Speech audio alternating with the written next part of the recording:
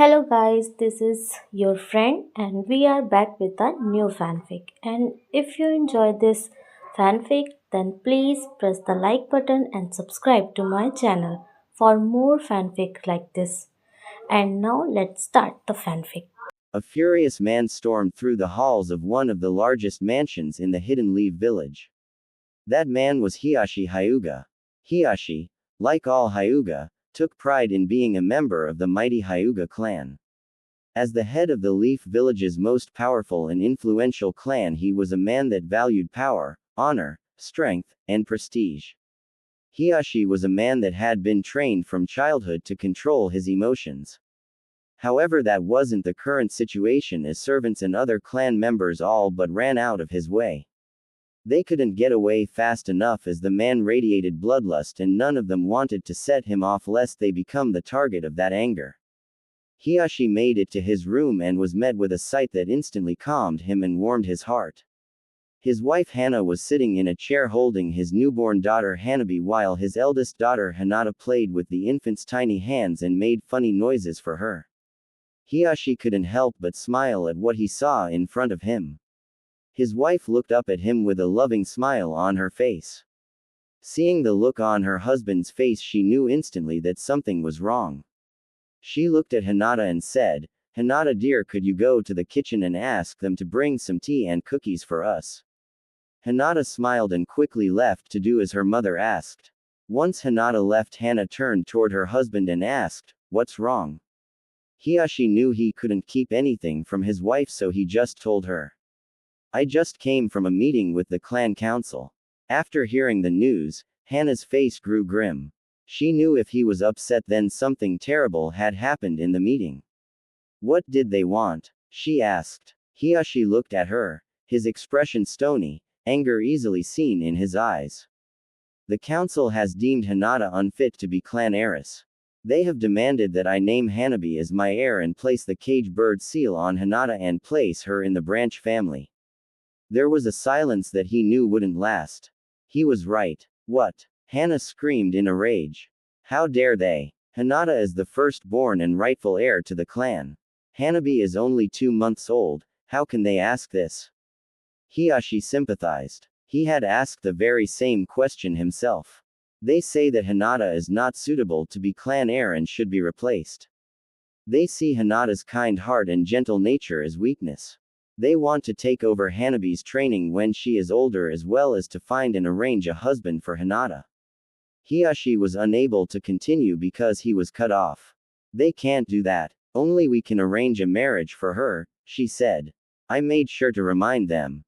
They said that if we are unable to find someone worthy of the clan, they will find someone for us." He said the last part with anger in his voice.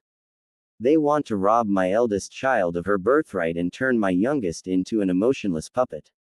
We can't let them do that," she begged him. "We won't," he said. "We can't change their decision on Hinata. If we try to fight it, I know they will do everything they can to pit them against each other." Hana knew he was right. She didn't like it, but it was exactly what the old fools would do. "But we can keep them from corrupting Hanabi. The Hyuga doctrine states that as her father I get to train her." Hana knew that much was true, at least. Even the council can't go against the clan doctrine. It's what had kept the clan together for so long, if only barley. "For Hinata, all we can do is try to find someone that will be a good husband for her," he said in a sadly. Hana walked to the part of the room where they kept the family pictures. She smiled sadly at the newest one. It was the one taken the day Hanabi was born. "I hear that Sume Inuzuka has been looking to arrange a marriage for her son. I guess we could talk to her," he said, trying to see how he could help his daughter. Hana was not really paying attention. She was still looking at her family pictures. It was then that another picture drew her attention. It was the picture of her genin team. In the picture was a blushing Hana in the middle with a smiling Makoto Uchiha on her left. On her right, with her arm around her shoulder, was her best friend Kushina Uzumaki with a face-splitting grin. Hana missed her friend dearly. When she died, Hana had been devastated. It was then, as she looked at the picture of her lost friend, that the idea hit her. It was like her old friend was sending her a message. Yes, Hana knew what to do. and she would make sure to do it no matter what the cost. Hana, I know this is not what we wanted, but we have no other choice, he said. Hana turned to her husband with a smile. Oh, but we do. She said. Hiyashi didn't like the look on his wife's face. He knew that look meant trouble. What are you talking about? He asked, not sure he wanted to hear the answer. His wife said one word. Kushina. Hiyashi was puzzled. Your old teammate. What about her? He asked. His wife just kept smiling, which made him realize what she was scheming. No, he said in disbelief. You can't possibly be thinking of. Yes, I can. For too long I have been kept from keeping my promise to Kushina, she said with determination in her voice. The Fire Council will never allow it. We tried to adopt him and they rejected us like everyone else who tried. Arranging a marriage with him will be impossible, he said. I have no intention of asking for their permission, she said. Hiyashi looked more confused than ever.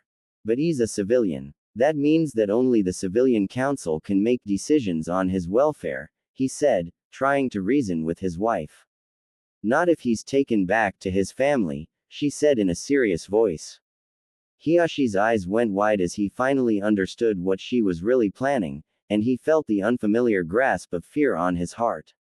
We can't. It's treason. If the Hokage found out, he won't be able to do anything once the Uzumaki get involved. She snapped. You think they will be able to protect us from being executed for treason?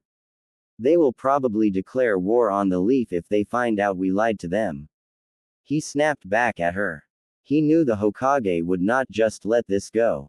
The third had gone through a lot to keep the boy's heritage a secret. The only reason he and Hana knew was because Hana had been there to help her sensei with the delivery of Kushina's child. The Hokage had told them that they couldn't reveal the child's heritage because it would put him in danger from his father's enemies.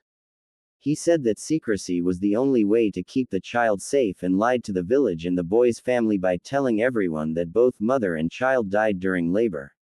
The only few who knew the truth were sworn to secrecy under the pain of death.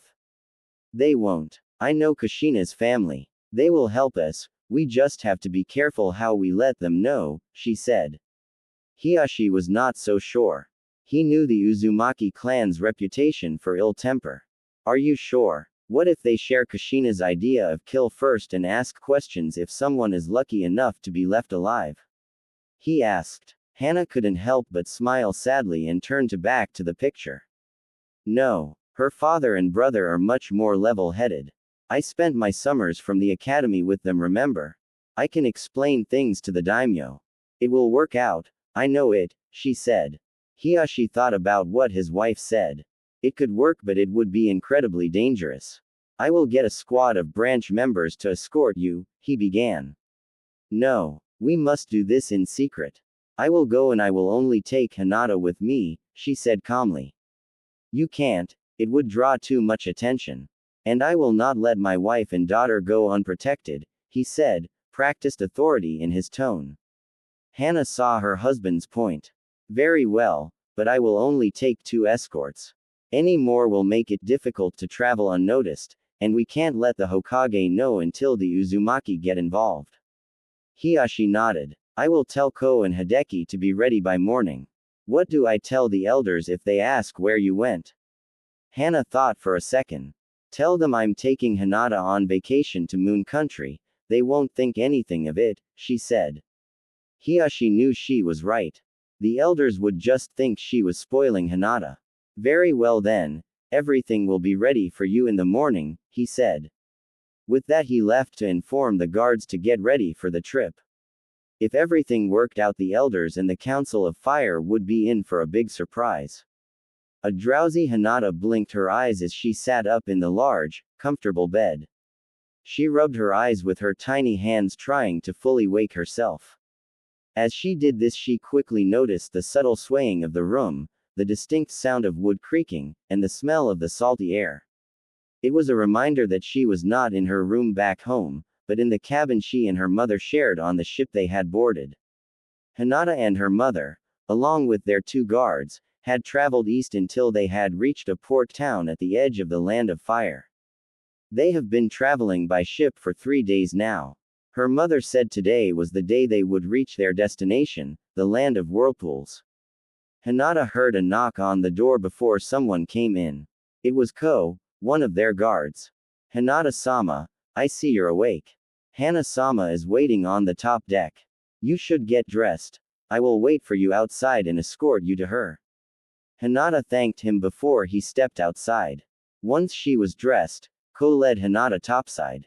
Hinata took a deep breath of the cold morning air. She could taste the saltiness of the sea in her mouth, and hear the waves crashing against the side of the ship. Hinata found her mother in the frontmost part of the ship. She was looking into the horizon pensively. Hinata walked up to her mother and grabbed her hand, letting Hana know she was there. Hana looked down at her daughter and gave her a warm smile. Good morning, honey. Did you sleep well? Yes, I did. Hinata looked out onto the ocean for a moment as her mother had been doing. She then turned back to her mother and asked, Mommy, we're going to Whirlpool Country, right? Hana nodded to her. Yes, we are. It won't be long now, we're almost there. Hinata was happy to hear that. Being in a ship for so long with nothing to do was boring for a 5-year-old, they wouldn't let her do anything. Mommy, you have been to Whirlpool Country before, haven't you? Yes, honey. My best friend since I was a child was Kushina Uzumaki. Kushina was the oldest child of the daimyo of the land of Whirlpool. Because of this, she returned to Whirlpool Country every summer that we were in the academy. I was always invited to come with her, and because the Uzumaki clan is such an important family, I was always allowed to come. Hinata thought that was very nice. She wondered if she would make a close friend like that when she started the academy in a few years. If your friend was the princess of Whirlpool, why was she in our village? Hana hesitated for a moment before she answered. As a member of the Uzumaki clan, there was a task that only she could perform for the village. For this task and to fulfill the alliance between our village and her country, she was chosen to come to our village. Her father only allowed it if she was allowed to return home to Whirlpool Country for part of the year to continue her training as an Uzumaki. After we became friends, I came with her, so I have been to Whirlpool many times. Can you tell me about it? Sure, honey. Hana paused to think of what to tell her and noticed that her guards had subtly moved closer. She knew it was because they were curious too. Neither Ko nor Hideki had been to Whirlpool. The land of Whirlpool is an island nation located between the land of fire and the land of water. It is smaller than any of the 5 great nations, smaller than Water Country even. Hana began to remember the many things she had learned of the country her dear friend were born in. However, what Whirlpool lacks in size, it more than makes up in wealth. Hana noticed the confusion on Hinata's face, so she explained what she meant. You see, Whirlpool is rich in natural resources. It has an abundance of precious ores and metals. It has vast quarries of rare stones and jewels. Its forest contains valuable medicinal plants that can only be found there. Those are the reasons that they are a country rich in resources. The other reason is the location of the country itself. Its location is of great strategic value.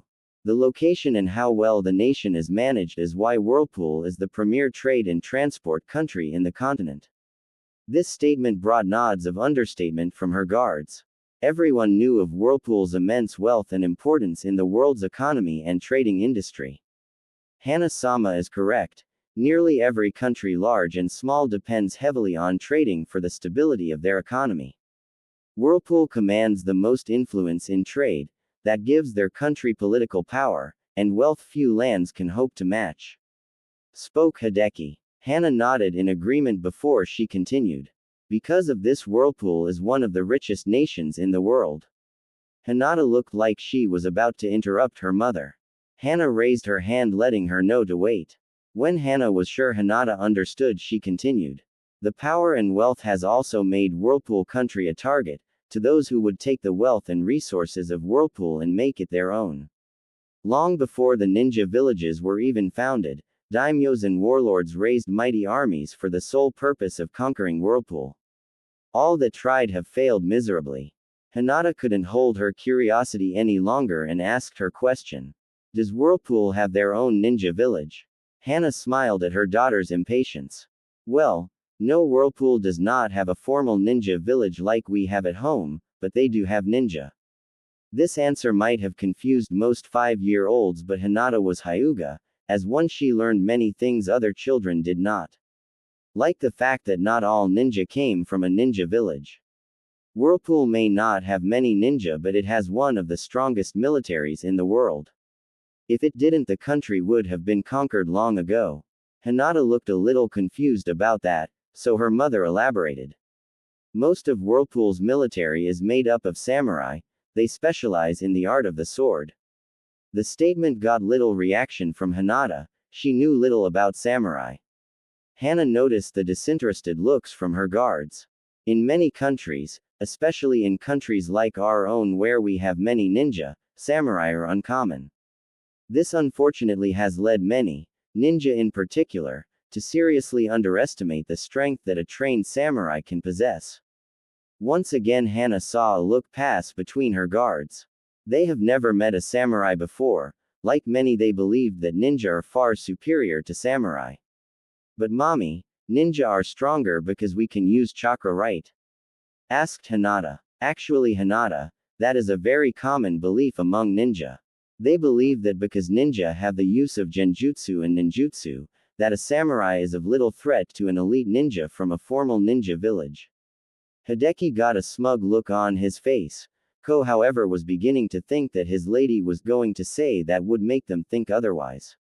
I don't want you to share this foolish belief, Hinata, so I will tell you about the samurai of Whirlpool. This got the focused attention of the 3 other Hyuga clan members. In Whirlpool, like in nations like the Land of Iron, the art of the sword has become a way of life. For many it has reached a nearly religious type of reverence. Hannah could tell her guards, Hideki in particular, wanted to comment on that but knew better than to actually do it. She knew why too. For a Hyuga who prides himself in his taijutsu, the use of any weapon is seen as weakness. Whirlpool samurai serve not only as bodyguards to the royal family but as guardians to their entire country. For this reason the samurai of Whirlpool have been named the Guardian Corps. Hinata thought they had a cool name and wanted to know more about them. Are they strong? As strong as ninja? She asked. Like ninja, samurai in Whirlpool go through an academy. They train since childhood to learn the ways of the samurai. A master samurai can be as strong, if not stronger, than any ninja, regardless of rank. This got mixed reactions from the Hyuga listening. Hinata was amazed that someone that couldn't use any jutsu can be that strong. Her guards looked almost insulted by the comment. Wow, is it because the samurai are so strong that they don't have a ninja village? Asked Hinata. Yes, that is part of the reason. Whirlpool samurai are the strongest in the world. This gives Whirlpool enough military strength to not need a ninja village. There are other reasons why a ninja village is not needed, but I would rather show them to you. You just can't understand them until you see them with your own eyes. Now do you remember that I said that while Whirlpool may not have a ninja village they do have ninja, correct? Yes, I do, said Hinata with a nod. In fact the royal family, the family that my friend Kushina was born into, is a ninja clan. Can you tell me about them, please? Asked and exited Hinata. Yes, I will. The Uzumaki clan is an ancient, noble, and powerful ninja clan, one of the first clans to learn the ninja arts from the Sage of Six Paths himself. Ignoring the astounded looks her listeners had, Hannah continued. Like other clans, our own included, the Uzumaki have areas of the ninja arts that they specialize in. They specialize in 2 arts in particular, and they have mastered these arts to a degree that is legendary. Hannah wasn't exaggerating. The Uzumaki of Whirlpool are infamous throughout the elemental nations. One thought in particular was shared anywhere that they are well known. Never piss off an Uzumaki. The first of the Uzumaki style of fighting is not surprising. They specialize in kenjutsu, the ninja art of fighting with a sword. Hinata thought that made sense. After learning how respected the sword was in Whirlpool, it made sense that the ruling family would specialize in fighting with a sword. The Uzumaki clan practices the hidden Mitsurugi Ryu, flying heaven honorable sword style, also known as the sonic blade sword style. The secrets of the hidden Mitsurugi are well guarded. Even after seeing it up close for several years, I can only tell you a few things about it. Once again Hana had their unabated attention. Mastery of the style allow the Uzumaki to fight with superhuman reflexes. This allows them to be able to react instantly to almost any attack. Not only that, but they obtain a movement and action speed that renders most Dujutsu like the Sharingan and our Byakugan useless. This statement had both her guards with scandalized looks in their faces. Like most Hyuga, they believed that their all-seeing eyes were just that, all-seeing. The thought that there was a fighting style that rendered their precious bloodline useless was a horrifying thought. Finally, a master of the hidden Mitsurugi can decipher and predict their opponent's movements and attacks in battle, much like the Uchiha with their Sharingan. Except that the Uzumaki can't copy their opponent's moves, not that they have any need to. Hana remembered Kushina wiping the floor with several Uchiha and Hyuga when she and Hana took their Chunin and Jonin exams. Kushina may not have been a hidden Mitsurugi prodigy like her younger brother, but her mastery of the style earned her the title of Konoha's Red Death. She was known and feared by the enemies of the Leaf almost as much as her husband the fourth Hokage. The second and perhaps most frightening skill of the Uzumaki clan is that they specialize in what is arguably the most difficult ninja art. They specialize in fuinjutsu, the art of sealing. They have mastered it to a level of skill that none ever thought possible. Their skill in sealing is why the Uzumaki are feared by their enemies throughout the world. But mommy, can't everyone learn sealing? Well, yes they can. The basics are like any other ninja art, easy enough to learn. But unlike the other ninja arts, one can study fuinjutsu their whole life and never truly become a master. You see, hinata, the art of fuinjutsu is like painting or sculpting or playing an instrument. You practically have to be born with the gift for it to ever become a true seal master. That is what's so scary about the Uzumaki. For generations they have been born natural seal masters, nearly all of them. The Uzumaki are able to master even the most complex types of sealing techniques. They can decipher, compose, alter, or even remove any type of seal. For the two Hyuga with a seal on their foreheads, thoughts of its possible removal couldn't help but pass by them. For one who grew up branded for a life of servitude, any thought of the possibility of freedom only occurred in their dreams. Hinata thought about what her mother said because it was her dream to one day unite her family. She hated that her family was torn in two, and that most of them were branded to be little more than slaves. The thought of freeing them from that fate was something that appealed to her, and appealed to her greatly. All three were brought back from their thoughts when Hana continued. The use of sealing in battle is one of the many reasons the Uzumaki are so feared in battle. The Guardian Corps samurai have special seals on their armor that protect them from chakra-based attacks. Like the snow ninja in the first Naruto movie but with seals instead of machines. The seals make all type of ninjutsu and genjutsu utterly useless against them. Ko and Hideki understood that without the use of chakra, the advantage of ninja over samurai would be greatly reduced. They now realized that even their own fighting style would be useless against Whirlpool samurai. It's lucky that even with their famous temper, the Uzumaki rarely go to war. Only when foolish daimyos or cages try to take Whirlpool's riches does the Guardian Corps go to battle. To try and take Whirlpool is suicide, its defenses are impenetrable. Hana saw the confused, curious looks they all had and smiled. Don't worry, you'll see soon enough. You have to see for yourself to truly grasp how futile it would be for anyone to try and invade Whirlpool. Hana turned to look at the horizon. She knew they would soon be there. It has been years since she has been to Whirlpool. She knew her mission would be difficult. The Uzumaki lost all love for the Leaf Village when Kushina died. If not for Kushina's father's decision to simply abolish the treaty with them as well as banning all Leaf Ninja from his land, instead of going to war, the village would have been destroyed. Kushina had been loved by all of the people of Whirlpool. When word reached them of her death, they blamed the Leaf Village, and they demanded blood. Kushina's younger brother had amassed Whirlpool's armies, and was preparing a fleet to have them march on the Leaf. The Leaf village was only spared that fate because Kushina's father let go of his grief long enough to settle his son and his people down. From then on, not only were Leaf ninja banned from the country and the treaty abolished, Whirlpool ceased all trading with Fire Country. The Fire Daimyo had been furious with the village for that. It had been a devastating economical blow to the nation since they now had to go through other lesser and more expensive ways to trade for just about everything they imported to the country. For the last 5 years the Fire Daimyo had been trying desperately to gain the Whirlpool's daimyo's favor. He went as far as to offer one of his daughters for an arranged marriage with Kushina's brother. That offer was refused. Kushina's brother vowed never to marry again after his young wife and son were killed.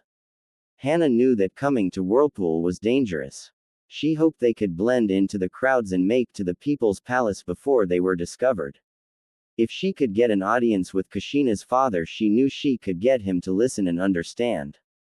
It would not be easy, but Hana would do what she had to for her daughter's future. She would do it not only for Hinata but for her godson too. She had been denied his adoption by the civilian council, and the Hokage had ordered her to stay out of the boy's life. It's too dangerous for him, the Hokage said. You were too close to his mother.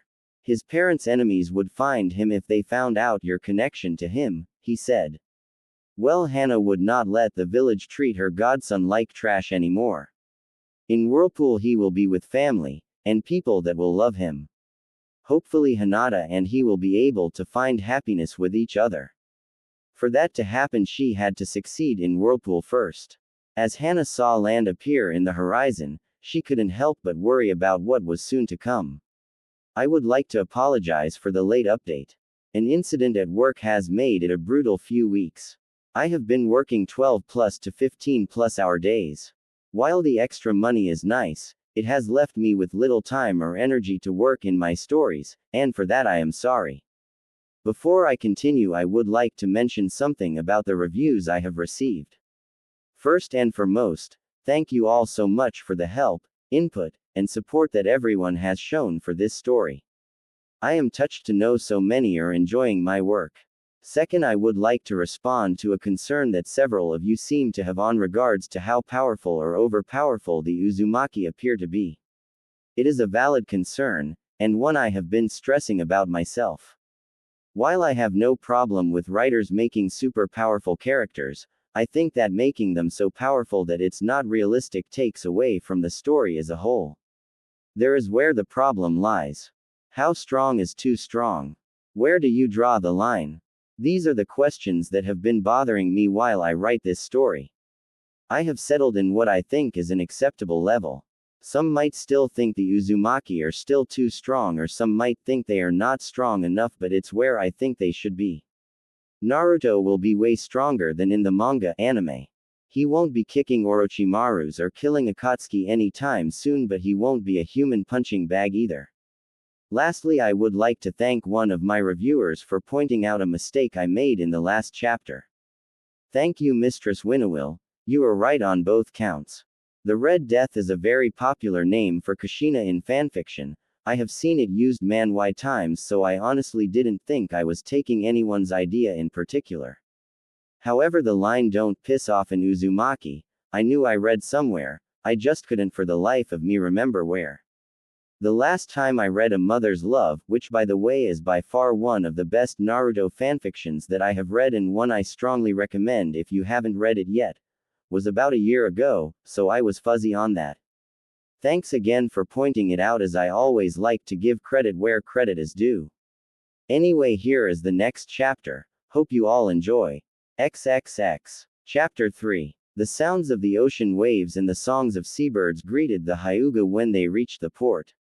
For the 3 members of the group that were there for their first time, as was a sobering sight. It was one thing to hear about the amount of trading that Whirlpool did, but quite another to see the world's busiest port with your own eyes. The port that they left from Fire Country didn't come close to the one they just arrived in. There were ships of all shape and sizes, they had flags from many countries, not only from the elemental nations but from the southern and western continents as well. It was as Hannah expected. After all, Lucca Port is a hub of global trade and commerce. As the Hyuga group walked through the port town, Hannah smiled as she saw Hinata's little head whipping from side to side trying to see everything she could. Hannah had been much the same her first time, trying not to miss anything. There was lots to see, though not much different than most port towns. There were supply shops and inns, offices for trading companies and bars, restaurants, and stores of all kinds. If there was anything you wanted to buy or trade for, you could get it here. As they walked through the town, Hannah felt Hinata stiffen slightly in her arms. She saw Hinata looking at a pair of Guardian Corps samurai patrolling the town. They were large men that wore armor reminiscent of the armor worn by the first and second Hokages, their katanas strapped to their sides. Hannah held Hinata a little tighter. "Don't worry, honey. We'll be okay. We're almost out of town." Hinata simply hugged her mother tighter, her eyes never leaving the samurai. Hannah knew the easy part was done. Getting to Lucca was not the problem. What came after was going to be the hard part. As the group traveled down a busy main road, she spoke to her group. "Everyone, listen up," she said, getting their attention. "We will soon be making our way into Whirlpool Country." This generated a few confused looks. "I thought we were in Whirlpool Country, mommy," asked a confused Hinata. "Well, technically we are, honey. Lucca Island is a territory belonging to Whirlpool, but the main island of Whirlpool Country is up ahead." "Why did we not go straight to the main island, Hana-sama? Would it not have been easier?" asked Hideki. Hannah shook her head. "There is only one way in or out of the Whirlpool main island, and it's just over that hill," she said, pointing to the small hill they were about to go over. When the group got the top, they could only stare in stunned silence at what stood in front of them. In front of the group stood the largest bridge any of them has ever seen. It was colossal. They couldn't even see the end of it with the morning fog over the ocean. The ancient-looking bridge appeared to be made of stone.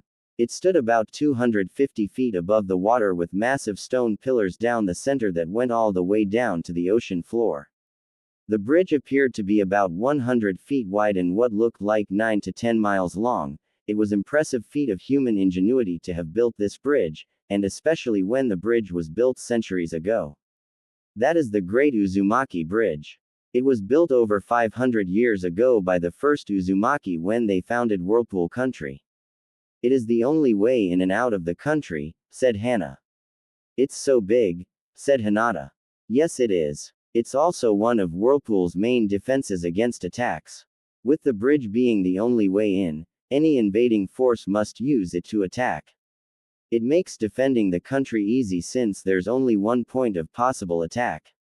No matter how large the bridge may be, it still limits the amount of enemies that can attack the gates of Whirlpool, making it possible for the Guardian Corps to repel the attacks." With that, the Hyuga group followed the large number of people and carriages traveling along the bridge going to and from Whirlpool.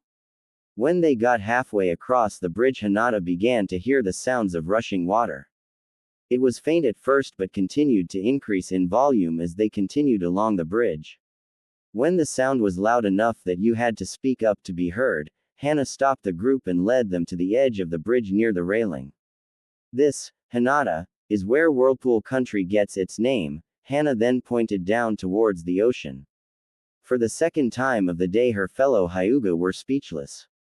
Down on the ocean surface were a chain of enormous whirlpools that encircled the entire area, probably the entire island. Hideki now knew why they couldn't go directly to the main island. If those whirlpools surrounded the island, then there was no way any water-based vessel would get anywhere near the island. Any that were foolish enough to try would see their vessel torn to shreds as the whirlpools it to the ocean floor. "Wow, it's amazing!" exclaimed and exited Hinata. "The whirlpools are the reason why this bridge is the only way in or out of this country. They don't look like a natural phenomenon," commented Ko. "Well, I'm not sure. They didn't look natural to me either. Kushina told me when we were younger that according to her family, the whirlpools were created by the founder of her clan." "Really, mommy? How did he do it?" Kushina said that in order to protect his people he used the power of his sword, one of the legendary elemental swords, the Arashi, the Sword of Storms. He used the power of the sword to create the whirlpools to defend the island from invaders, but the sword was destroyed in the process.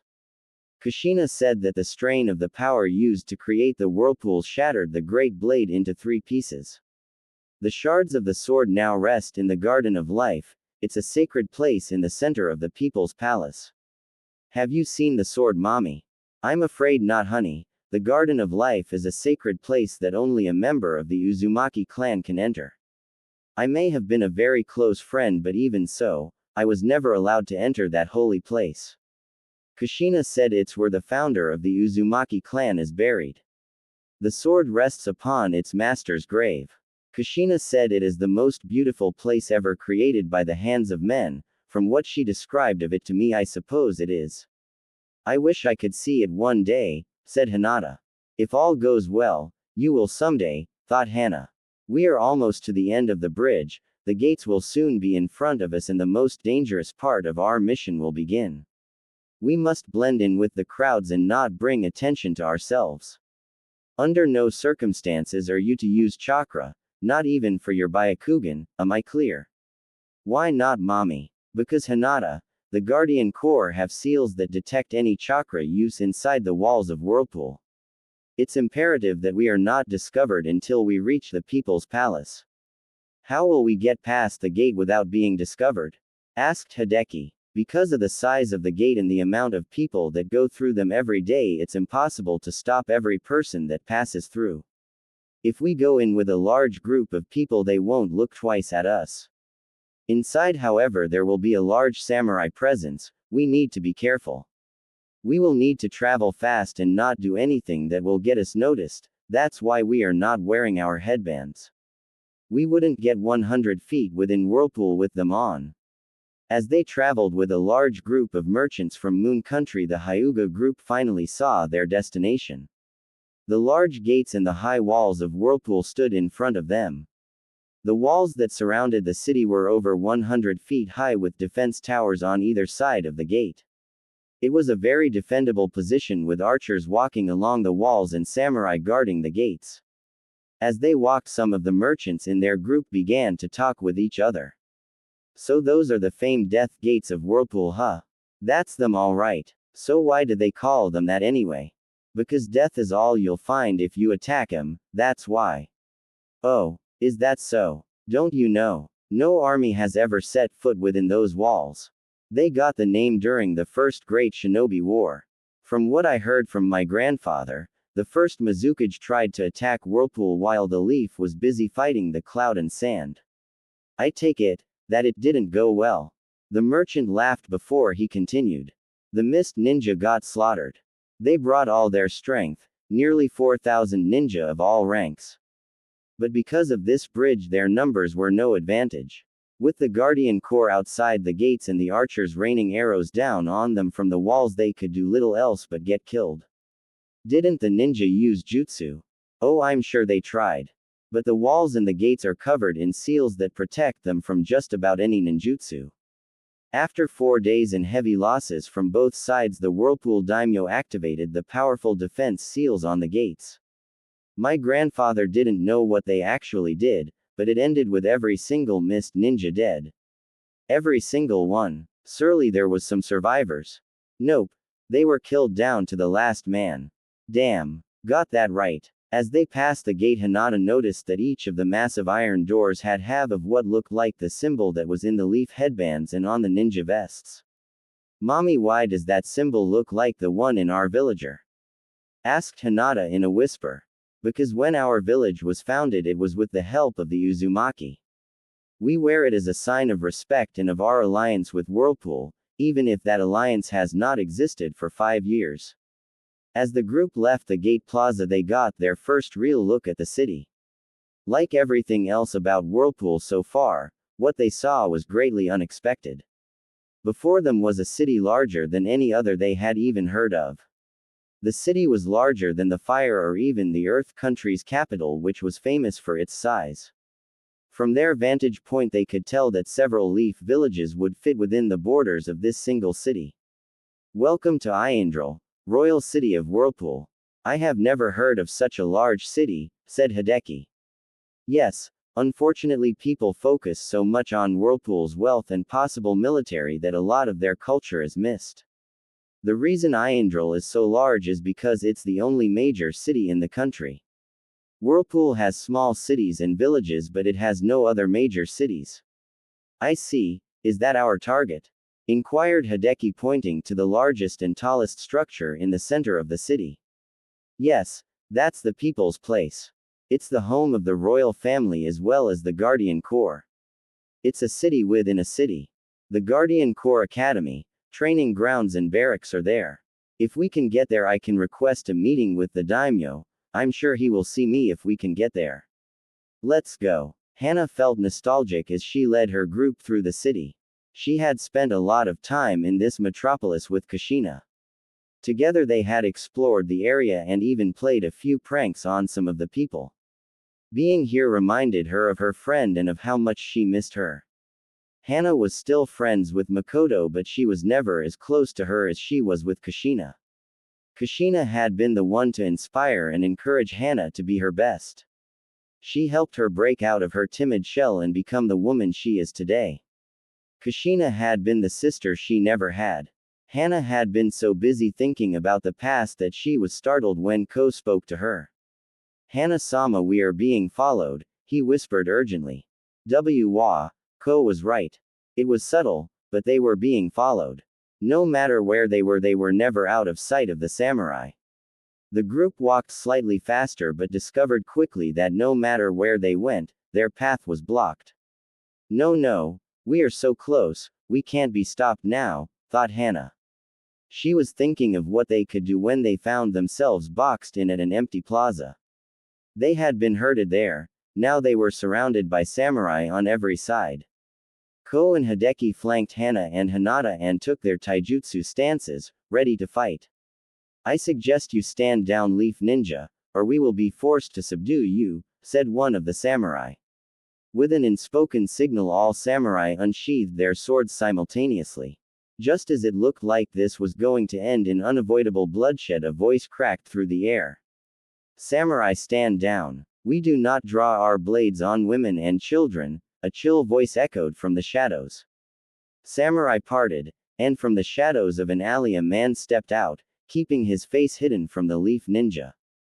Unlike the other samurai, he did not wear armor. Instead, he wore an elegant red and white kimono and a long white coat with blue trim and the kanji for kenjutsu on his back, a single sword strapped to his hip. Imagine one of the coats the captains on Bleach wear, as that is what I was thinking. You should not have come here, the man said as he stepped out of the shadows. He was young, in his mid-20s, with long, flaming red hair tied in a ponytail, and an X-shaped scar on his left cheek. His aura of power that was intimidating, but more truly frightening, was the raptor-like gaze from his piercing violet-colored eyes. Those were the same color eyes that Kushina had also shared. This was Kushina's younger brother, Kenshin Uzumaki, High Commander of the Guardian Corps, only his father outranked him. One of the samurai stepped forward and spoke. Kenshin-sama, we caught these Leaf Ninja trying to sneak into the city. Yes, though I cannot imagine why they would even try, especially someone that knows our city so well. Hana knew that this would be the only chance she got. I came to speak to your father. My father has neither the need nor desire to speak to a Leaf Ninja. You came here for nothing. You don't understand. No, he said forcefully. It is you who doesn't understand. You are no longer welcome in this country. Be thankful that I don't use your trespassing as an excuse to attack your miserable village. Only because you have a child with you and what you once meant to my sister will you be allowed to leave in one piece. He then turned to the samurai that had spoken earlier and said, escort them to the port and make sure they are on the next ship out of here. I will not suffer their presence in our land. Yes, sir. It's about Kushina. Kenshin turned around in an instant and shot a death glare that made a shiver run down the spine of every Hyuga. How dare you speak her name in front of me? he said with killer intent rolling in waves. Get them out of my sight. Now. As the samurai moved to grab them, Hana called out. The spiral still lives among the leaves. That stopped Kenshin in his tracks, as Hana had intended. Kushina would always tell her little brother that no matter how far from each other they were, he should always remember that as long as she lived he would always have family that loved him, and that the spiral of whirlpool lived among the leaves. You have gone too far, Hyuga. If this is a sick trick, I swear on my life and the lives of my family that I speak the truth. It is the reason that I came to speak to your father. Kenshin stared into her eyes, probing for deception. After what seemed like forever, he said calmly, take them to my father. I will go ahead and let him know that you're coming. Without another word, he turned and left. Hana breathed a sigh of relief as they were escorted to the people's palace. XXX. Hana and the Hyuga had been escorted by the samurai directly to the people's palace. Without delay, she and Hinata stood in front of the doors to the throne room waiting to be let in. Ko and Hideki were being held as guests in another room. This was it. This is what they have come to Whirlpool for. Hana was confident that she could reach an agreement with Kushina's father but was still very nervous, so much was rating on the success of this meeting. The daimyo will see you now, announced one of the samurai guards as he opened the door to the throne room. Hana walked in with Hinata next to her, holding hands tightly. She could tell Hinata was scared but was trying not to show it. Hinata knew how important it was to keep up appearances, especially in front of important political figures.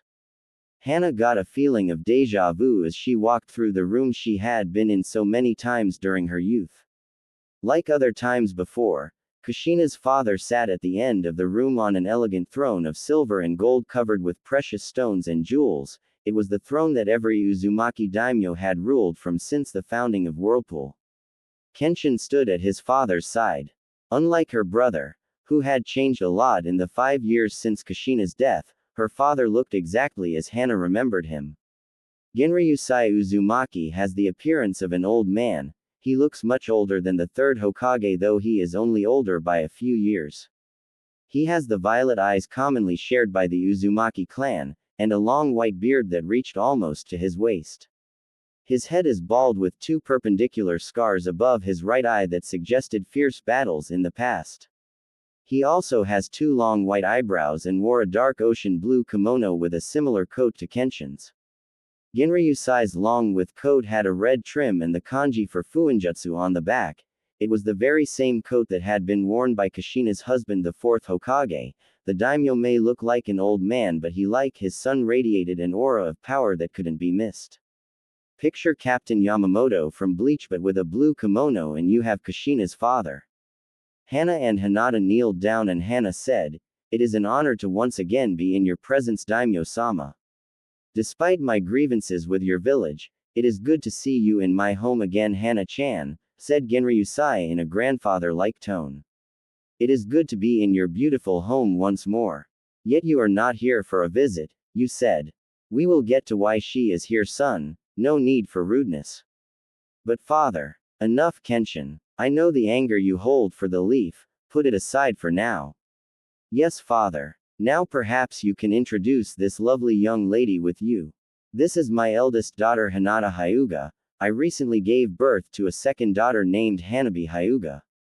It is an honor to meet you, daimyo-sama," Hinata said with a bow. "My, such polite young lady, it is nice to meet you too, Hinata. You are the spitting image of your mother at your age," he said, making Hinata blush. "Father, we have waited long enough." The daimyo sighed. "Fine, why don't you let young Hinata go and have a snack while we discuss our business?" Though Hinata was reluctant to leave her mother's side, Hana convinced her that it would be okay. Once she was escorted out by a servant, Hana turned to the Uzumakis and spoke.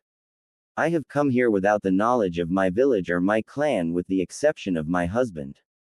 The reason for this is because what I have to say would have me and my husband executed as traitors to our village." "Very well. Nothing you say nor knowledge of your being here will reach your village. I give you my word as an Uzumaki," said the daimyo. Hana knew that what she was going to say next would either save her daughter or destroy her village. 5 years ago you were told that Kushina, her husband, and their unborn son were killed during the nine-tailed fox's attack on our village. Are you saying that was a lie? Is that why they refused to deliver my sister's body? Asked Kenshin in a tone that promised vengeance if it was true. I wish it was, but no, Kushina and her husband are gone. And the child? Did my grandson perish with his parents? No, your grandson is alive and. What? Why weren't we told? How dare you? Quiet Kenshin, said the daimyo in an imperial tone, his grandfatherly attitude long gone and now replaced by a steeled mask of controlled emotions. Let her finish. I don't know why you were not told, but we were told that the child's heritage must be kept secret until he is old enough to protect himself from his parents' enemies. The few who know of the child's parents have been told to keep it a secret under penalty of death. So the child is in your care then? Asked Genryusai. Hana hesitated before she said, no. Then which clan took charge of him? None. The Hokage forbade any of the clans from fostering him. Then where has my grandson been raised for the last 5 years? He has been at one of the village's civilian orphanages. What? Screamed Kenshin, but he was cut off by the massive wave of bloodlust that radiated from his father. Are you telling me that your village all but kidnapped my grandson from us, just so he could be left to rot in an orphanage like a commoner? My grandson, my beloved daughter's son, a prince of Whirlpool, in an orphanage. Spat Genryusai, his powerful frame shaking in rage. And you didn't do anything about it. You who were to be his godmother, you who Kushina considered a sister in all but blood, my sister would curse you from her grave if she knew you have betrayed her so. Let her speak, son, because what she has to say will determine not only her own fate, but that of her village. Now tell us, what reason could Sarutobi have to lie to us? Why would he risk the destruction of his village to keep my grandson hidden from us? I believe the reason he was kept from you was because in his last act, his father Minato sealed the nine-tailed fox within his own son. I believe that the Hokage knew you would demand custody of the child, and for some unknown reason he refused to lose him. Some unknown reason. It's obvious that he plans on turning my sister's son into a weapon like the other villages do with their own Jinchuriki. If that's the case, then the Leaf Village will burn for this treason, said Genryusai. Please, I beg you not to punish the village for the mistakes of our leaders. With all its faults, Kushina still loved the village with all her heart. She died to protect its people. To turn around and destroy it would be an insult to her sacrifice. You expect us to do nothing? Asked Kenshin incredulously. No, I also want my godson out of that horrid place. And I have a way to do it without bloodshed, she said, pulling out a sealing scroll. I have here a betrothal contract signed by myself and my husband, as well as by Kushina and Minato. My husband and I have never been able to make its existence known because of the Hokage. We can't call for it to be activated without suffering the Hokage's wrath, but if you demand it when collecting your grandson, he can't do anything about it or prove you had anything to do with it. Yes, we can say that my daughter sent us the contract for safekeeping. And now that we've discovered the Leaf's lie, we want the contract activated. Yes, you can demand his custody and activate the contract, which will form an alliance with the Hyuga clan. Yes, your clan and not the Leaf Village. That will give my family protection from the Hokage. After all, he won't be able to retaliate against us without risking a conflict with the Uzumaki. Very well, Hana-chan, we will do it your way, for now.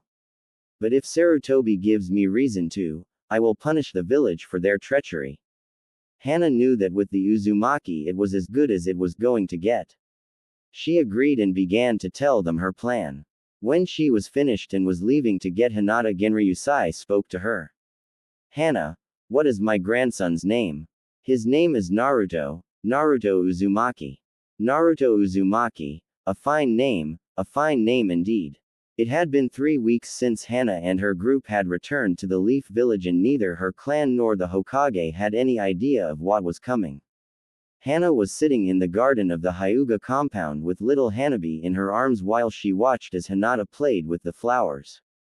Without Hana ever noticing, a figure seemed to materialize from the shadows of the wall behind her. An emotionless voice spoke to her. It begins today. Hana whirled around, activating her Byakugan. She tried to find the source of the voice, but the person had vanished. She knew what the person meant. It was why she was holding Hanabi closer than before. She knew the future of her family will soon be decided. Hana was confident her plan will work, but there was no way to be certain. It was out of her hands now. She had done all she could. All that remained was to wait and see what the future will bring. XXX. Hiruzen Sarutobi, third Hokage of the village hidden in the leaves, was sitting in his desk after finishing today's unusually small amount of paperwork. He was reading a small orange book written by his student without a care in the world, thinking his day couldn't get any better. Too bad fate was a real bitch. As Sarutobi was enjoying his favorite piece of literature, a loud knock sounded on the door and his little orange book vanished so fast that if you had blinked, you would have missed it. Yes, come in, he said as he assumed his Hokage pose. I thought I said that I was doing important business and was not to be bothered, irritated as his assistant came in. Lord Hokage, one of the Anbu you sent to the border patrols is requesting to see you. He said. It's urgent, sir. With a defeated sigh, the Hokage said, fine, let him in. Soon after that, the Anbu in question was kneeling in front of the Hokage. Lord Hokage, I have urgent news that you need to hear.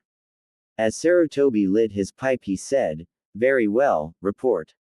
My lord, as my team and I were performing a routine border patrol, we heard talk of a large fleet being spotted of the coast of Fire Country. The information didn't seem very reliable, but my team and I checked it out anyway. As we patrolled the coast near the land of waves, we did in fact spot a large fleet of ships anchored just off our coast. The Anbu hesitated, as if almost afraid to continue. We saw a large number of samurai mobilizing and preparing to march, so they were preparing to march towards the eastern road, which means their only possible target. As the Leaf Village, did you see who they belong to? And how many samurai are we talking about? How long till they reach the village? Sarutobi asked. In his heart he knew the answers but wanted to make absolutely sure. With a slight hint of fear, the Anbu answered the Hokage. The samurai bear the crest of Whirlpool. I don't have exact numbers, but I would say they are 2,000 strong at least, maybe more. Unopposed, they will be here in 2 days. Sarutobi calmly say his pipe down. I see. Contact every member of the council. Tell them we have an emergency meeting. Sir, one last thing, the Badosai himself is leading them. I saw him with my own eyes, sir. Go. Now. The Anbu left immediately in a swirl of leaves. The Hokage snapped his fingers and a young-looking Anbu wearing a crow mask appeared in front of him.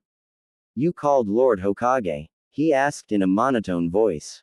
Itachi, find the boy and take him to my home. You are to remain there until I say otherwise. Let no one see you, let no one anywhere near him until I get there. Do you understand your mission? Yes, Lord Hokage. Without waiting for anything else, Itachi left. Sarutobi took one last look at the photo of the fourth Hokage before he left to go to the council room. XXX. In the Hyuga compound, Hiashi walked into his room where Hana sat looking at their sleeping children. The Hokage just called for an emergency meeting, he stated. I see, she said without looking at him. Don't worry, my love, we are ready, he spoke to her in a reassuring tone. But what if something goes wrong? She asked as she turned to him, fear evident in her eyes. Nothing will go wrong. Our family will be safe, I will make sure of it, he said in a tone that left no room for argument. I must go, I will speak with you when I return. Hana could only nod to her husband as he left for the meeting. She could not help but worry. This was her plan, if something wrong happened it would be her fault. She knew it was for the best, but that didn't make it any less nerve-wracking. XXX. The Hokage sat in the council room watching as the last of the clan heads and members of the civilian council arrived for the meeting. He waited until everyone was seated before finally addressing them. I have called you all here today to tell you that an army of samurai has landed on our eastern coast and it appears to be ready to march against us. If left unopposed, it will be here in 2 days at the earliest. That statement alone was enough to fill the room with screams, yells, and arguments. The Hokage let them go on for a few seconds before he yelling, "Enough! Be quiet." It was imperative that everyone shut up to hear what he had to say next. Once everyone did shut up, one of the Hokage's advisors, Danzo Shimura, spoke up. Where are they from? And how many of them are there? They are about 2,000 strong, and they bear the crest of Whirlpool, said the Hokage, knowing the reaction it would cause. Sure enough, he had to settle them down again before one of the clan heads spoke up. The daimyo of Whirlpool has been content for 5 years with only cutting ties with our village. What reason would cause him to attack us now? Asked Shibi Aburame, head of the bug-using Aburame clan. Before the Hokage could answer, one of the members of the civilian council interrupted him. Every clan head, as well as many of the older members of the civilian council, stared at him while asking themselves if he really was that stupid. By the look on the fool's face, he obviously was. Finally, it was Inochi Yamanaka, head of the Yamanaka clan, that answered his stupid question. The reason may not matter to you, fool, but it matters to those of us who have to go out there and die to protect idiots like you. Inochi's longtime friend Shikaku Nara, head of the Nara clan, also helped explain. And the reason we don't just send our ninja after them is because we don't have the manpower to face them in open battle. They would outnumber us and outpower us as well, he said in a bored tone as he rested his head on the table. He may have looked like he was trying to sleep, but his mind was racing, trying to come up with possible reasons for this. He was also trying to think of ways his home would be able to come out of this alive. But they're just samurai. You're ninja, can't you just shoot some jutsu at them or something? The same fool asked. Sarutobi already had enough of this idiot whose name escaped him at the moment. No, we can't. These are not ordinary samurai we are dealing with, they are not the sword-wielding thugs that call themselves samurai here. This is the Guardian Corps we are dealing with. They are the elite of Whirlpool and not to be underestimated, said the third. Several of the younger civilians still looked confused, so Shibi explained further. The Guardian Corps is specially trained to battle against shinobi. They have armor that prevents us from using most ninjutsu or genjutsu against them. With samurai specializing in close combat, it is not logical to rush into battle them unprepared, with only taijutsu, he said in a cool and calm voice. With the civilian fools quieted, the Hokage continued. It has also been reported that the Batosai himself is leading them. As Sarutobi expected, this news made the blood drain from the face of every ninja in the room. They all knew how powerful that man was. Others apparently didn't know, hence the next stupid question from a pink-haired woman. Tsuyuki Haruno didn't know who they were talking about or why he was a big deal. Who is this Batosai? I never heard of him. And what does it matter if he's leading them? I'm sure someone like Hokage-sama or Uchiha-sama can take care of him, she said, looking at both men with a clueless smile on her face. While Fugaku Uchiha, head of the Uchiha clan and leader of the ninja police, just ignored the useless woman, the Hokage just shook his head in disbelief at the woman's stupidity. And for what seemed like the millionth time, he wondered if his sensei, the second Hokage, was drunk or on something when he created the civilian council. I'm afraid that is not the case. I'm an old man, and if I'm honest with myself, I doubt that even if I was in my prime, that I would be a match for a member of the Roku Kyoshu, said the Hokage. Roku Kyoshu? Asked one of the civilians. The Hokage nodded. Yes, the 6 great masters. They are a group that is recognized as the masters of their respected fields. Each of them wears coats of the masters as proof of their power. What do you mean by that, Lord Hokage? Asked another civilian. There are 6 coats that are said to have been made by the Sage of 6 Paths himself.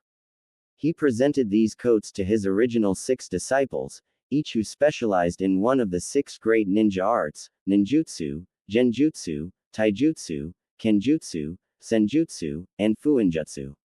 Since the creation of the ninja arts, these codes have been passed down from master to master. There are only two ways for the code and title of master to be passed down, either by the current master of a field to willingly pass the title, or by someone stronger killing the current master and claiming the code by force. The seriousness of the situation finally sank in for most of the civilians in the room. And many were suddenly very scared. Surely we have someone that can fight him. We have powerful ninja, don't we? Asked a scared older man. It was an annoyed Danzo that spoke next. And whose fault is it that both our remaining Sanin are out of the village? If you didn't let them do what they. It wouldn't matter if he was here, came to regal voice of Hiashi Hyuga, speaking for the first time. As everyone's attention was directed at him, he continued. In all of his life, Kenshin Uzumaki has only failed to win one fight he wanted to win. Even then, his opponent was only able to fight him to a draw. This was news, even to the Hokage. Nobody had ever heard of the Batosai ever fighting to a draw. And who, pray tell, was his opponent Hyuga? For I have never heard of this, said Fugaku with a sneer. Hiashi stared at the Uchiha head with a mask of indifference and answered, I believe you have heard of him, Uchiha. After all, he was our teammate for years, but perhaps you remember him best as your fourth Hokage, said Hiashi as he fought to keep his mask.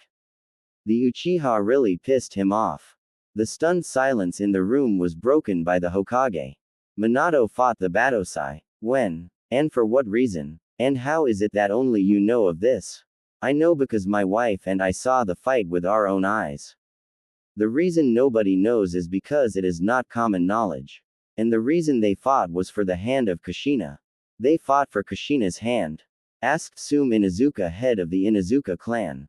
Yes. When my wife and I accompanied Minato to ask for permission to marry Kushina, her father said it was tradition for anyone wishing to prove themselves worthy of marrying an Uzumaki, to show it by proving their strength in mortal combat. Kushina's younger brother did not feel Minato was worthy to marry his sister and gladly volunteered to be the one to test him. They both fought with everything they had, and in the end the daimyo stopped the fight before they killed each other.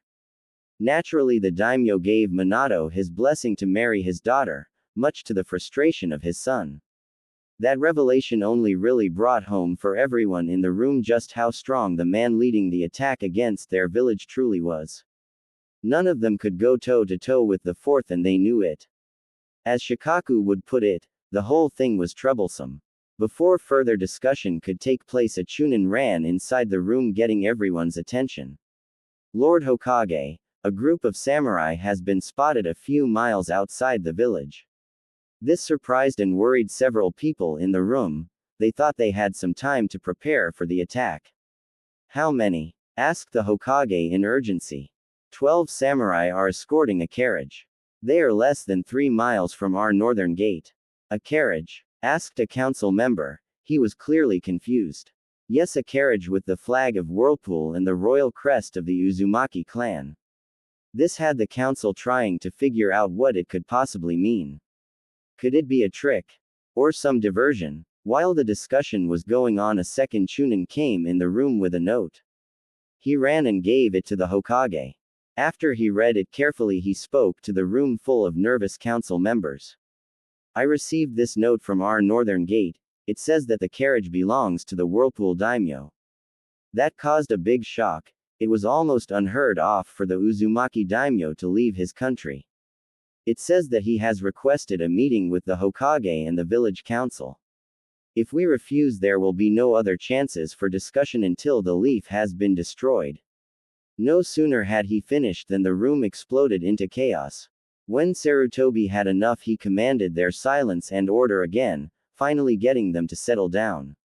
We will all go and meet the daimyo at the gate. After we greet him, we will all return here and try to negotiate peace with him for whatever he thinks we have done to him. Everyone out. We meet him at the gate in 20 minutes.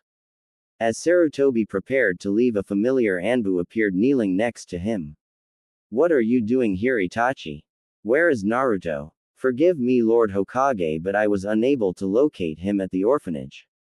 What do you mean? Where is he? yelled a furious Hokage. It appears that the matron of the orphanage kicked him out last night for some reason. I didn't wait to hear what that reason was. The Hokage knew he should have fired the useless woman. She had just placed the entire village in danger with her ignorance and bigotry. Find him. Now. Raged the Hokage, who was sure that if he didn't have a heart attack by the end of the day, it would be a miracle. XXX. As the council was meeting, the Uzumaki daimyo, a 5-year-old blonde-haired boy with whisker-like markings on his cheeks, was hiding behind a trash bin trying not to cry. Last night, like always, he was the last to get food during dinner at the orphanage, and like many times before, he barely got any food. He was very hungry and had asked if he could have a little more. The matron had grown very angry with him and dragged him out of the orphanage. She threw him down the steps and told him to get out of there. She said she was tired of caring for a filthy demon that deserved to be dead. Little Naruto had spent the night in a box next to a closed restaurant. He had managed to climb up to the dumpster and get some of the food they threw out. When the sun came out, he had wandered around the village trying to find the nice old man that came to see him sometimes. He looked for a long time, but he was tired and was getting hungry again. As he searched, Naruto came upon a playground. There were lots of kids playing different games. He just sat in a swing watching all the kids play. He was never allowed to play with others in the orphanage because the people that worked there said he was dangerous and would hurt the other kids. Naruto didn't think he was dangerous, but the nice old man said he had to listen to them. As Naruto sat quietly on his swing, it happened. One of the parents, a man Naruto had never seen before, started yelling at him. This got the attention of many other villagers that were walking by. They all started yelling at him and calling him demon or monster. Before Naruto knew what was happening, they started throwing things at him, and they hurt. Naruto got scared and ran, but they started to chase after him. Naruto ran as fast as his little legs would carry him and then dived behind a trash bin, hoping they wouldn't find him. He sat there as he could hear them looking for him. He tried really hard not to make a sound even though he wanted to cry. Just when he thought they might leave, someone kicked the trash bin he was hiding behind. Naruto tried to run, but the man kicked him in the chest and sent him skidding across the floor until he hit the wall. The last things that Naruto experienced before he passed out were the pain of colliding with the wall, a flash of red, and the sound of horrified screams. XXX. The atmosphere back in the council room was excruciating. The daimyo had not said a word even when greeted. Now they all sat in the room waiting for him to do or say something, anything. Sarutobi had enough waiting and commenced the meeting. We were told that you requested this meeting so that we may find a way to resolve whatever it is that has caused the country of Whirlpool to wish to do war with our village. Genryusai surveyed the room with his raptor-like gaze. He could feel the fear and anxiety coming from the fools in the room. The land of Whirlpool has recently come into information that this village has done a great evil against our people. That information has been confirmed today. This caused several worried whispers around the table before one of the Hokage's advisors, Udatane Kaharu, spoke. What is this supposed evil that we have done? No ninja of the leaf has set foot in Whirlpool in 5 years. Genryusai's piercing violet eyes rested on her before he answered. The betrayal was done before our alliance was severed. That is why the wound has been so deep. It was not a former ally that betrayed us, but one we had been close for decades. Sarutobi was about to speak, hoping to redirect the conversation, but he was beaten to it by another. You have yet to tell us what you say we have done or what we can do to make things okay again, said the same fool that had spoken earlier today. Genryusai's eyes narrowed at the fool, his body tensed as he clearly tried to control his rage. The killer intent that escaped him, however, left nobody guessing how the daimyo felt. Just as Genryusai gained enough control to speak, another voice spoke behind him. What you have done is betrayed the Uzumaki clan. And I hold the proof in my arms. As if materializing from the shadows, Kenshin Uzumaki appeared holding the tiny form of a blonde-haired boy. Sarutobi felt his heart stop when he saw the Batosai appear holding Naruto in his arms. He couldn't believe how bad things were right now. The Uzumaki apparently knew they had been lied to and now wanted revenge. He would be lucky if he could save his village from war now. This day just couldn't get any worse. Oh, how wrong he was. No sooner than Sarutobi had the thought, things get worse. What the hell is that demon doing here?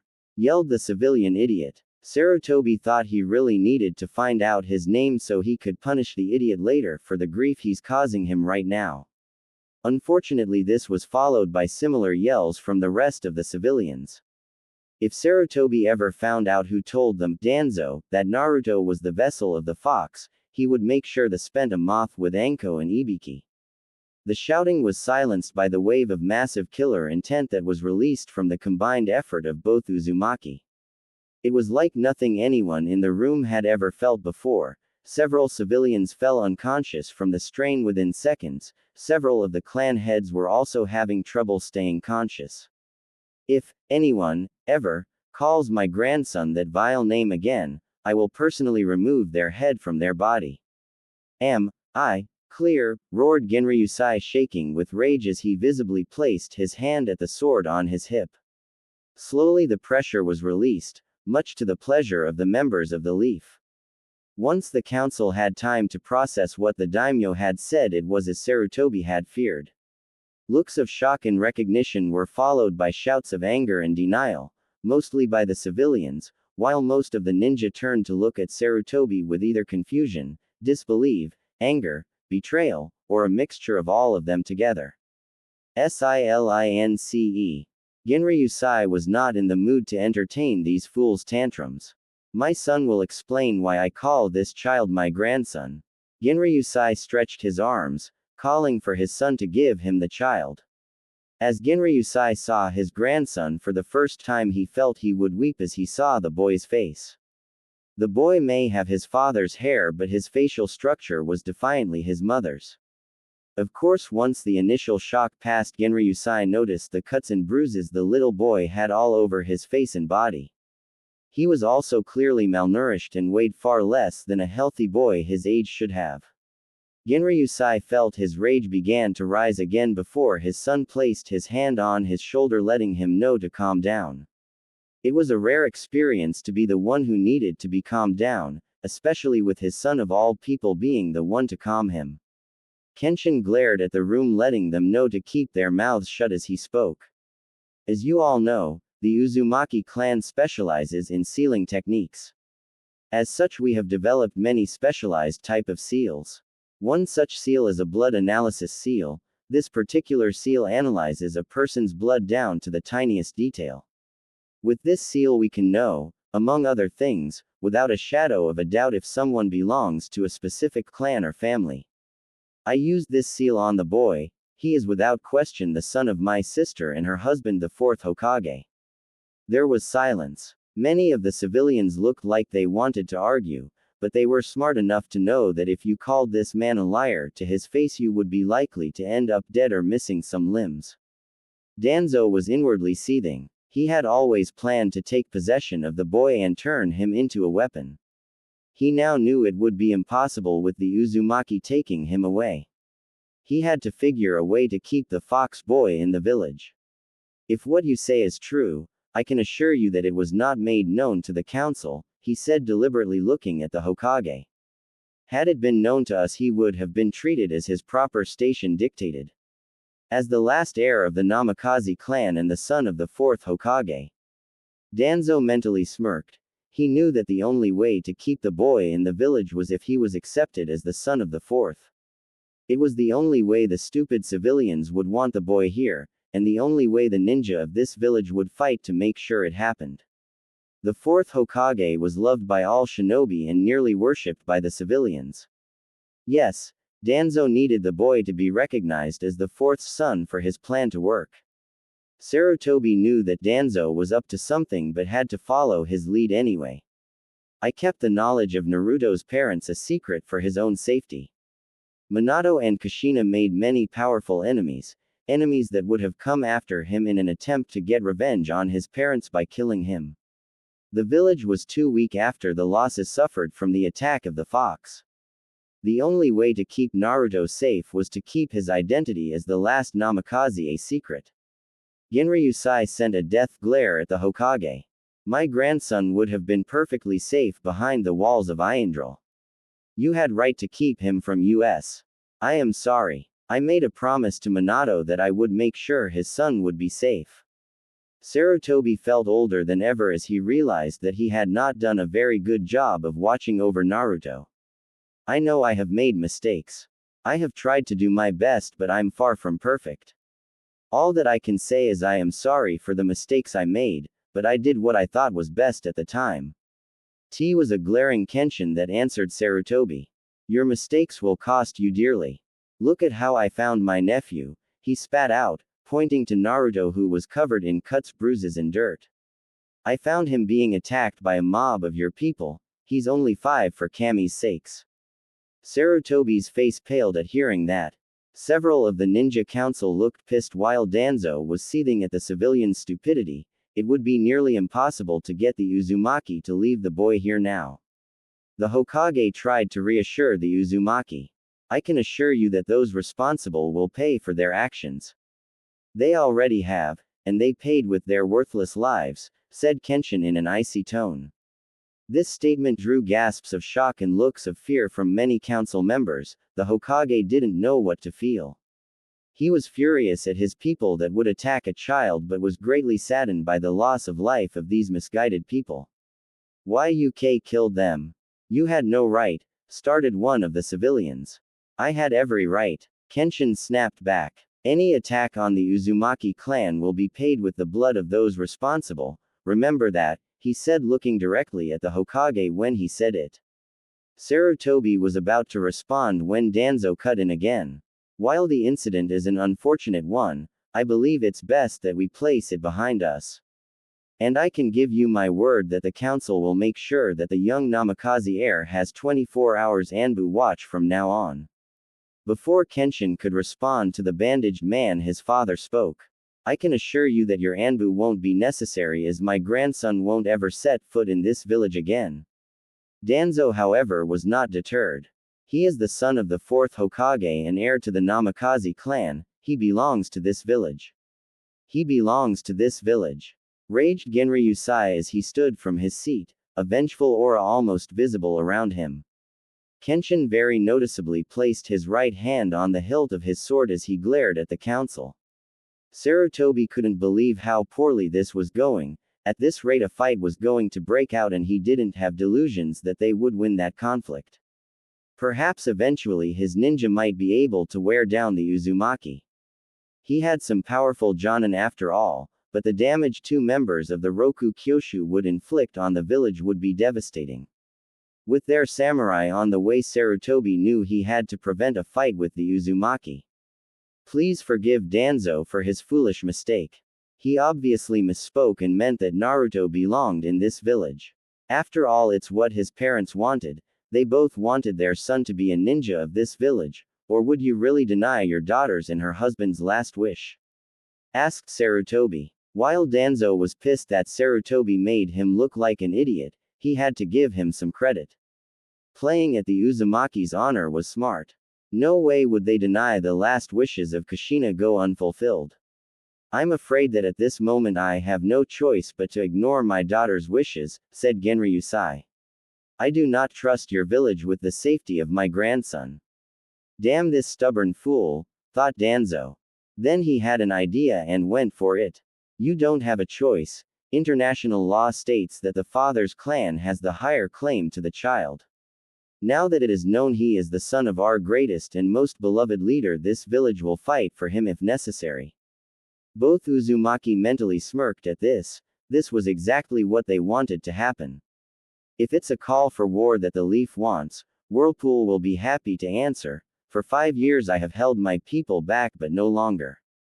My army will lay waste to this village, that I guarantee all of you, said Genryusai with such conviction that left little doubt to any in the room that it would happen. Please, pleaded the Hokage. I'm sure none of us wants to start a war over this. I'm sure we can find some way to compromise. There will be no compromise, Sarutobi. My grandson will not live in this village any longer. And you're ready to start a conflict that will destroy both our lands over this. The Guardian Corps may be strong, but you can't fight all of Fire Country with 2,000 men no matter how skilled they are, argued the Hokage. Danzo saw an opportunity and joined Sarutobi. That's right, the Fire Lord will not stand to have an invading army on his land. You would not only fight the Leaf Ninja but the Samurai Legions of Fire Country as well, and they alone outnumber you over 10 to 1.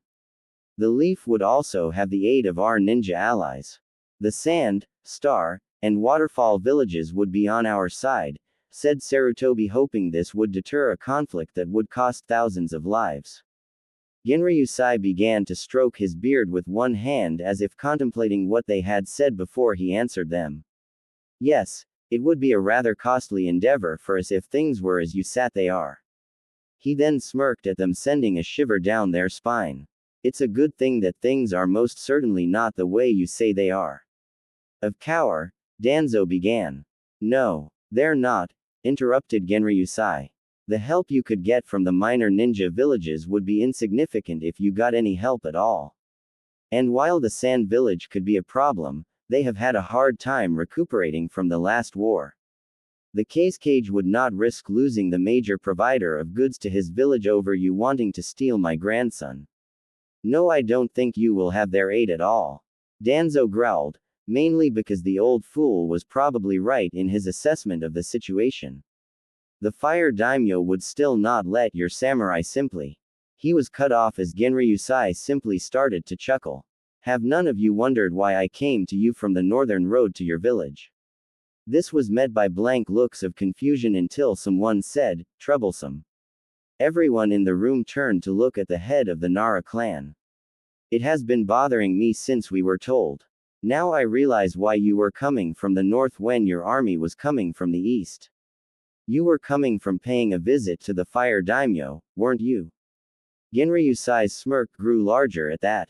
As usual, the intellect of the Nara clan is impressive. Yes, I did pay a visit to my old friend the Fire Lord. He was overjoyed to have me in his home and received me with a massive feast in my honor. And imagine his surprise when I told him the reason for my visit. He was naturally appalled that a village that his country hosted had done such treachery as to basically kidnap a member of the Whirlpool royal family. But we didn't know, whined one of the civilians. It matters little to me or to your daimyo, responded Genryusai. He even offered to come here himself at the head of his army to make sure my grandson was returned to me. The Fire Daimyo knows well what damage I can do militantly, economically, and politically. He won't side with you in this. Of course, my promising to resume our trade with Fire Country if he gave me his support in this also helped, he said with a smirk on his face. Let's face it, your village is at an all-time low. You haven't recuperated from the Fox's attack and the short war with the Cloud Village that shortly followed it. If there was a war between our nations, your village would not survive. The council members and the Hokage lowered their heads in defeat. They knew the daimyo was right. They were about to lose the son of their greatest hero forever, and it was entirely their own fault. Just as all seemed lost, a voice got everyone's attention. Perhaps there is no need for conflict. It was the voice of Hiashi Hyuga that said this. I don't know if you are aware, but both I and my wife, Hana Hyuga, were rather close to Minato and your daughter Kushina. Genryusai smiled, knowing the plan was going perfectly. Yes, how is Hana-chan? I have missed her dearly since the last time she came to Whirlpool, said Genryusai using his grandfather-like voice, which actually had some people thinking it was creepy the way he quickly changed attitudes. She is doing well, thank you. She is at home with my newborn daughter, but it was actually my eldest daughter that I wished to speak to you about. Genryusai frowned, pretending to be upset. Is that so? This wouldn't have anything to do with a certain document that my daughter sent to me for safekeeping, would it? This had everyone's attention just as Hiashi and the Uzumaki had planned. It would. But I will leave it for you to decide.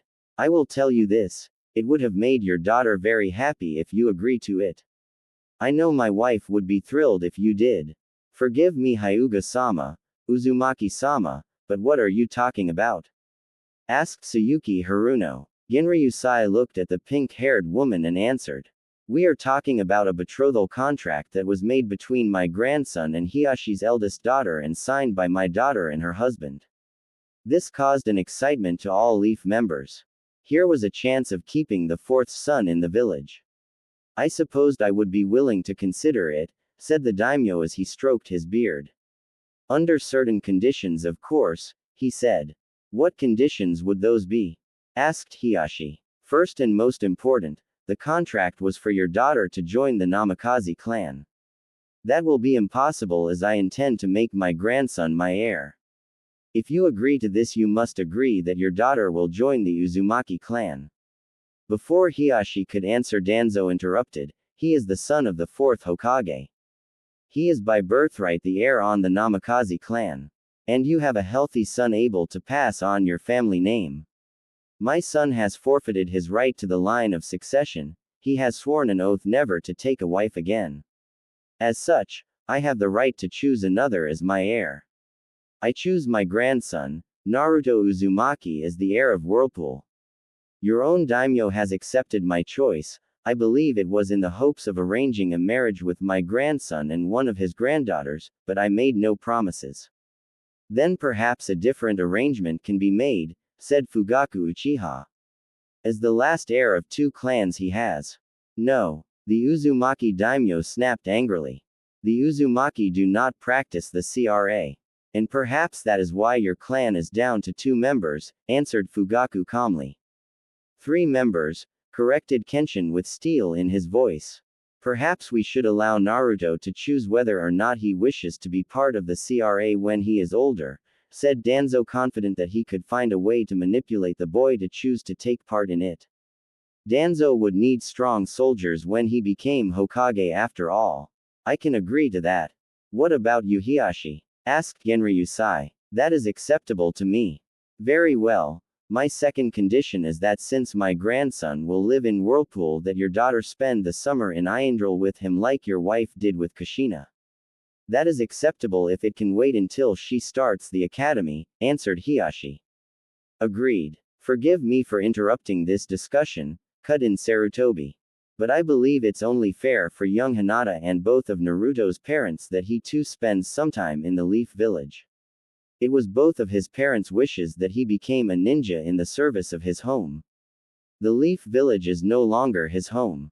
However, I will allow him the choice to return here when Hinata is ready to become a genin, and if he wishes, he too can join the Leaf as a ninja as well. Genryusai grudgingly said this as he knew that his daughter would have wanted him to give Naruto the choice. Sarutobi knew this was as close as he was going to get for now, so he let the matter drop. Genryusai turned to leave, but before he did, he addressed the council one last time. I will make myself clear on this. You should all be thankful to Hiyashi and his wife. My current agreement with the Hyuga clan is the only reason I'm not declaring war on your village this very second. As long as the alliance between the Hyuga and the Uzumaki stands, your village is safe. Without another word, the daimyo left the room with his grandson in his arms and his son guarding his back. Hiyashi mentally smiled at how perfectly his wife's plan had worked. Not only was his village safe and his family protected, but his wife's godson was with his family. He had also gained protection for his daughter from the clan council, as there could be no better husband for Hinata than the new prince of Whirlpool. As much as Hiyashi liked looking at the council's horrified and angry looks, he had to let his wife know it had gone well. If you'll excuse me, I have to let my wife and my clan know about the new developments from this meeting, Hiyashi said in his Hyuga voice. Yes, I think we all need to reflect on what happened in this meeting. And I need to prepare for the announcement that I will make to the village, letting them know about Naruto's heritage. Now that he is with the Uzumaki, there is no reason to keep that information hidden. Sarutobi didn't look happy at all when he made that statement. What a drag. You know this is going to cause a lot of grief with everyone in the village, said Shikaku. I know, but we don't really have a choice anymore. The Uzumaki will not keep quiet about Naruto's parents. The village will have to deal with it whether they like it or not, said the third. XXX. Several minutes later, Hiyashi made his way into his room and found Hana sitting alone on their bed. Where are the children? He asked. Hanabi is in the nursery and Hinata in practicing her taijutsu. How did it go? She asked in a worried voice as she stood up. Hiyashi actually had a huge smile on his face as he wrapped his arms around his beautiful wife's waist. It all went perfectly, just as you planned. Naruto is with his family, the council and the Hokage can't do anything about it, and Hinata is now his betrothed. Hana wrapped her arms around her husband's neck and kissed him hard. That great. When do we tell the elders? And Hinata, when does she meet Naruto? I will tell the elders the news in a meeting tonight. Hinata, I think we can wait to tell. I think the daimyo wants some time to get Naruto accustomed to the life in his new home before Get tells him about his responsibility to Hinata. My guess is that Genryusai wants to wait at least 2 years until just before Hinata starts the academy until we tell them about their arranged marriage. Yes, I suppose that's for the best. At least our daughter gets a couple more years to just be a little girl. I'm very happy that all went well. All we can hope now is that the children can find love with each other. Hana's voice then turned from happy to one with worry. What about the cage bird seal? The elders will want to place it on Hinata immediately. Hiyashi's smile grew to a full-out smirk. Don't worry about that. I have some bad news for the elders if they think they will be placing that abomination on my daughter. I was unable to do anything for my brother or his son, but I will save my child from that fate. Hana hugged her husband closer. She knew how much it pained him that his brother had sacrificed himself for him. Hana thanked Hazashi for the sacrifice every day. She had done her best to help Neji, but every day the boy grew colder and more he spoke about fate. Hana would have to try harder to help her nephew, not only for him but for her husband as well. Only the future would tell what fate had waiting for everyone. Hana would just have to wait and see.